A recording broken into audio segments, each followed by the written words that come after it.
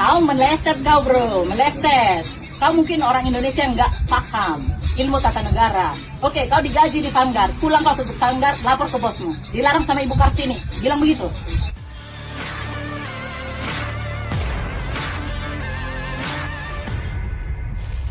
Jagat media sosial dihebohkan dengan aksi seorang emak-emak yang memprotes rencana penggusuran ratusan warung warga di kawasan wisata Pantai Tanjung Aan, Lombok. Aksi itu terekam dalam sebuah video yang viral setelah diunggah oleh akun Instagram @nekwarungdede pada Kamis 26 Juni 2025. Dalam video tersebut, emak-emak yang belum diketahui identitasnya itu tampak berdebat sengit dengan perwakilan dari In-Journey Tourism Development Corporation atau ITDC, pihak yang diduga hendak menggusur warung-warung yang telah puluhan tahun berdiri di kawasan wisata tersebut. Dengan suara lantang dan penuh keyakinan ia menyampaikan keberatannya sambil menegaskan bahwa dirinya berbicara atas dasar undang-undang dan identitasnya sebagai warga negara Indonesia.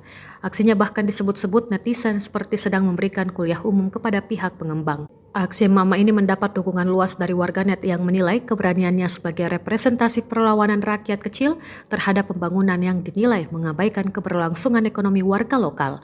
Hingga kini belum ada pernyataan resmi dari pihak ITDC terkait video tersebut. Pakai Undang-Undang Negara Republik Indonesia tahun 1945.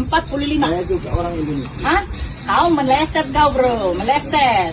Kau mungkin orang Indonesia yang nggak paham ilmu tata negara. Oke, kau digaji di Vanguard, pulang kau tutup Vanguard, lapor ke bosmu. Dilarang sama Ibu Kartini, bilang begitu. Siapa itu Ibu Kartini? Atas dasar apa ibu melarang?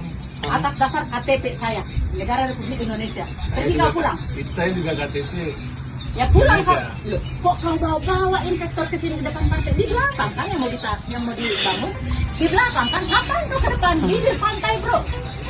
Jadi kita nggak usah berdebat. Kamu itu lemah. Kamu itu nggak ngerti, nggak. Download Tribun X sekarang, menghadirkan lokal menjadi Indonesia.